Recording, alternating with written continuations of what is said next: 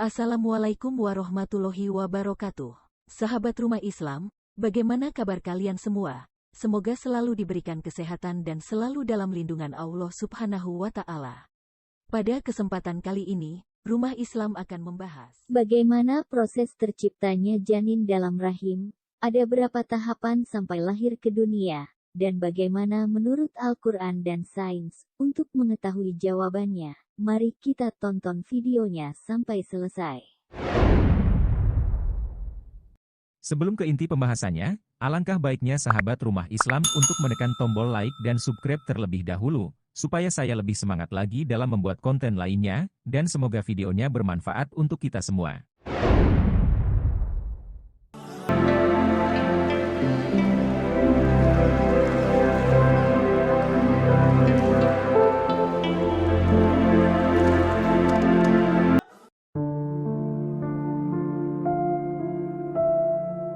Dalam Al-Quran Surat Al-Insan ayat 2, yang artinya, sesungguhnya kami telah menciptakan manusia dari setetes mani yang bercampur yang kami hendak mengujinya dengan perintah dan larangan, karena itu kami jadikan dia mendengar dan melihat.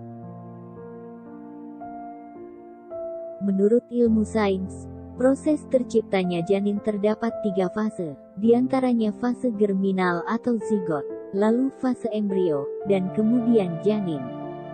Zigot merupakan sel telur yang telah dibuahi.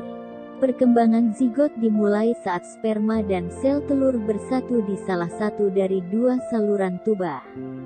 Setelah itu zigot akan membelah diri dan berkembang biak menjadi beberapa sel yang akan membentuk embrio. Pada fase ini, struktur dasar otak dan sistem saraf pusat telah terbentuk. Kemudian embrio memasuki tahap berikutnya yang dikenal sebagai janin.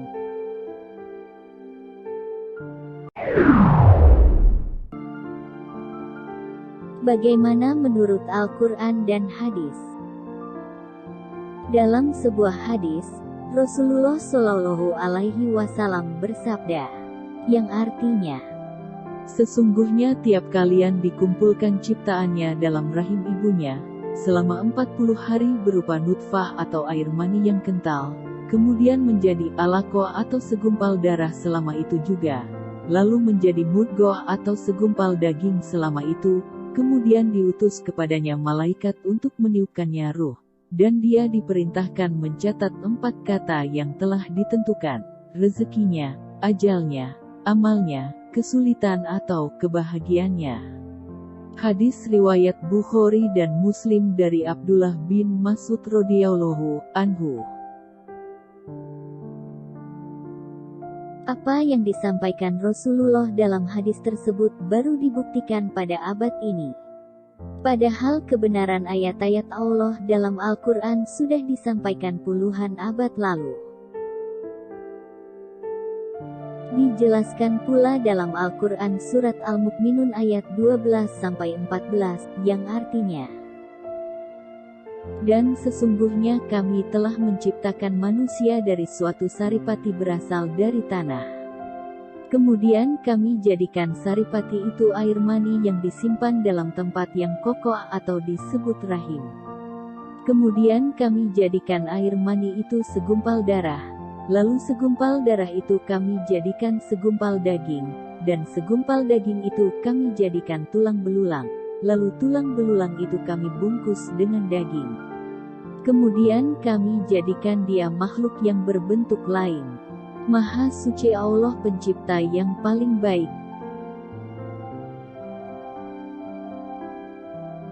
Dari ayat dan hadis tersebut, Allah terangkan beberapa tahapan proses penciptaan di alam rahim sampai ke dunia.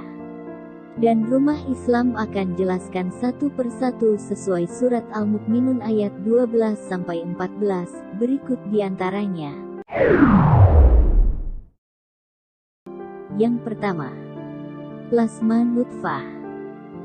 Sebagian ahli tafsir berpendapat bahwa nutfah adalah sperma laki-laki yang memancar ke dalam rahim perempuan. Sebagaimana Allah telah menjelaskan dalam Al-Quran Surat Al-Tariq, ayat 5-6, yang artinya, Maka hendaklah manusia memperhatikan dari apakah dia diciptakan. Dia diciptakan dari air yang dipancarkan. Yang kedua, alaqah. Alaqah atau disebut segumpal darah, dapat diartikan juga sebagai lintah. Karena bentuk calon janinnya yang memang seperti binatang lintah penghisap darah.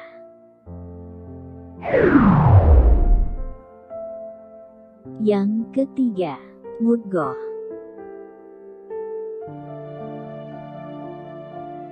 Fase mudghah merupakan perkembangan dari alaqah. Mudghah atau segumpal daging menandai kesiapan calon janin memasuki tahap perkembangan selanjutnya yang ditandai pertumbuhan tulang.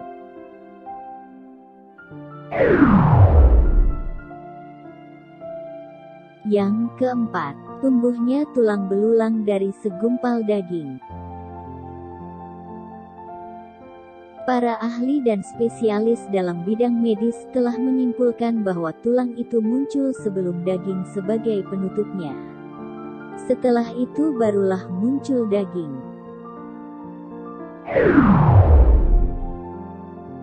Yang kelima, pembungkusan tulang dengan daging. Didahulukannya penciptaan tulang sebelum daging, itu karena daging butuh kepada tulang untuk menempel padanya. Maka, tulang mesti sudah ada sebelum daging. Yang keenam, perubahan janin ke bentuk lain. Pertumbuhan yang semakin sempurna, sehingga membentuk seluruh tubuh pada minggu ke-7. Di minggu ke-8, janin semakin sempurna dengan tumbuhnya otot yang menghubungkan tulang. Selanjutnya, berbagai organ pendukung mulai tumbuh dan siap dilahirkan ke dunia. Peristiwa itu jelaskan dalam Al-Quran Surat An-Nahl ayat 78, yang artinya, Dan Allah mengeluarkan kamu dari perut ibumu dalam keadaan tidak mengetahui sesuatu pun. Dan Dia memberi kamu pendengaran, penglihatan dan hati, agar kamu bersyukur.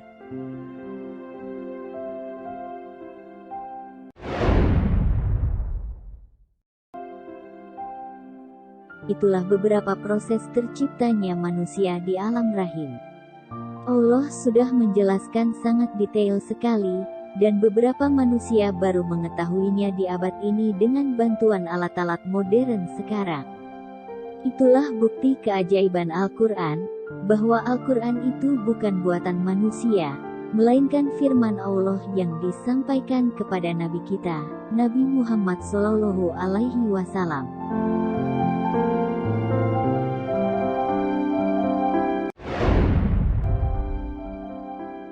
Wallahu a'lamu bishawab. Assalamualaikum warahmatullahi wabarakatuh. Semoga videonya bermanfaat. Share videonya jika bermanfaat dan jangan lupa like dan subscribe, dan jangan lupa aktifkan lonceng notifikasinya supaya tidak ketinggalan untuk video selanjutnya.